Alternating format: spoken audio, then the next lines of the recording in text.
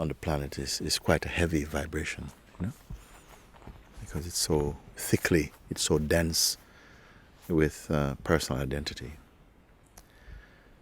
And personal identity is inclined towards selfishness. It perceives strongly through the paradigm of me and mine, and very individual, very self-seeking, you see. Where it is a person, love is not in its highest expression. The love, when it works through the person, seems also to be a bit selfish, a bit myopic, limited.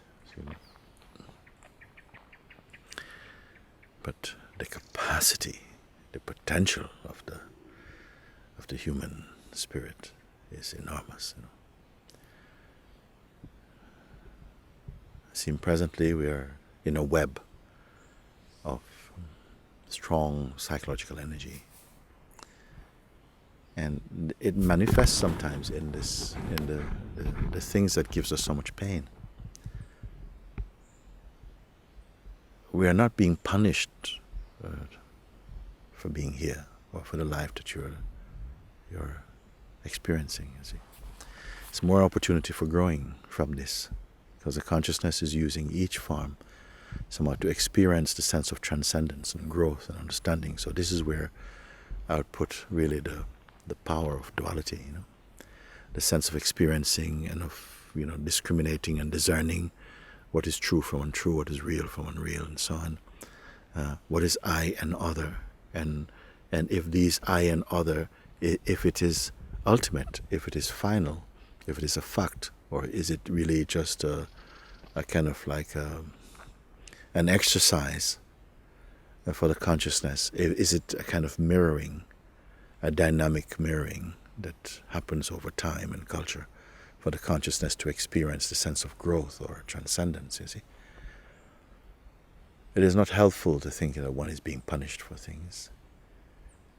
At a certain point you will see that your life does not have just one reading. It's like a potential. It can be read in different ways according to the temperament and capacity of the onlooker.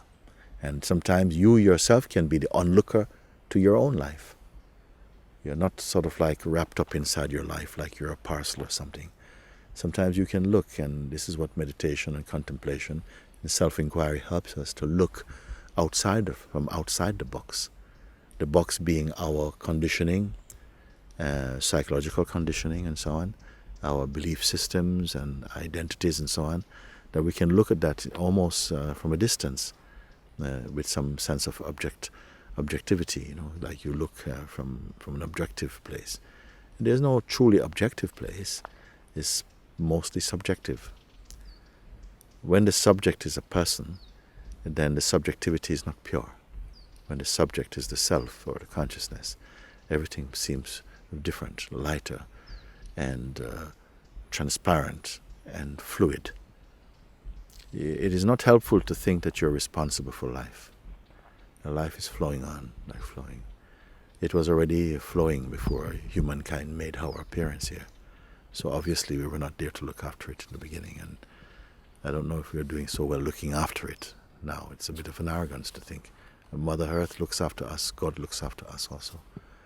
You can say that's one level of looking. There are other levels, and then my hope is to bring you to a levelless place, a place where the mind is not the measuring stick for life anymore. That you are the life, and the vital force is the pulse of life. You are the witness of this life, the experiencer of this life. But with less and less personal attachments or needs, the life becomes something very beautiful. It becomes light and open and full of wonder and the joy of God.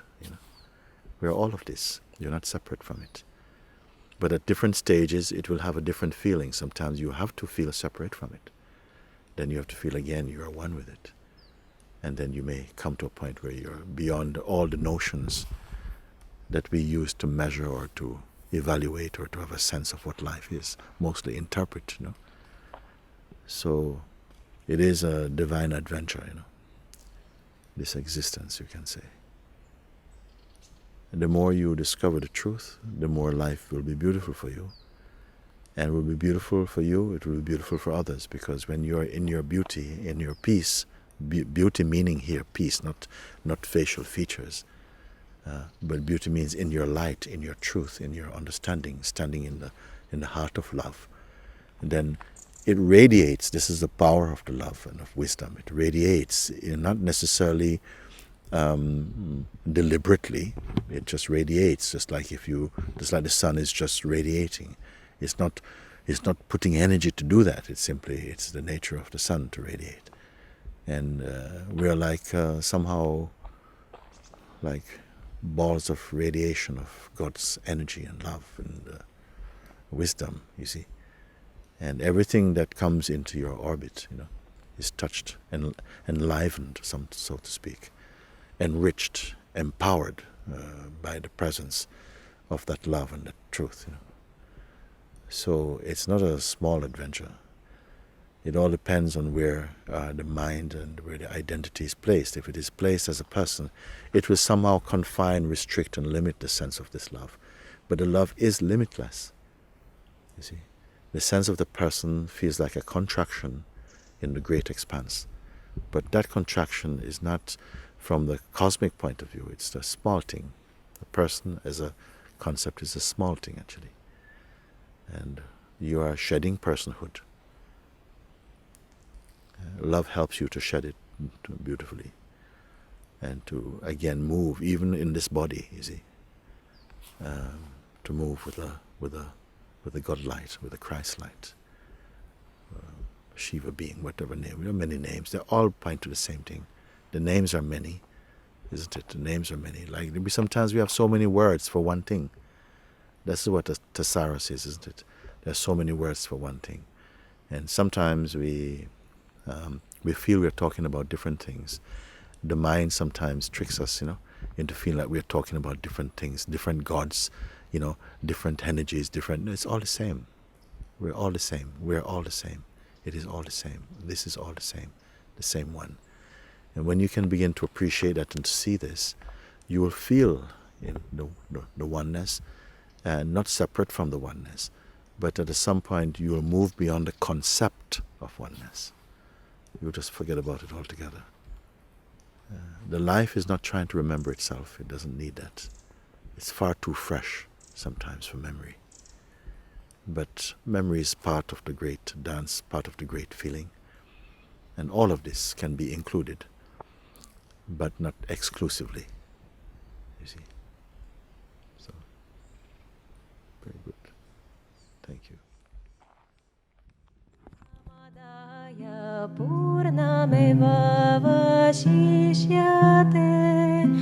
Om Shanti Shanti Shanti. Om Shanti Shanti Shanti.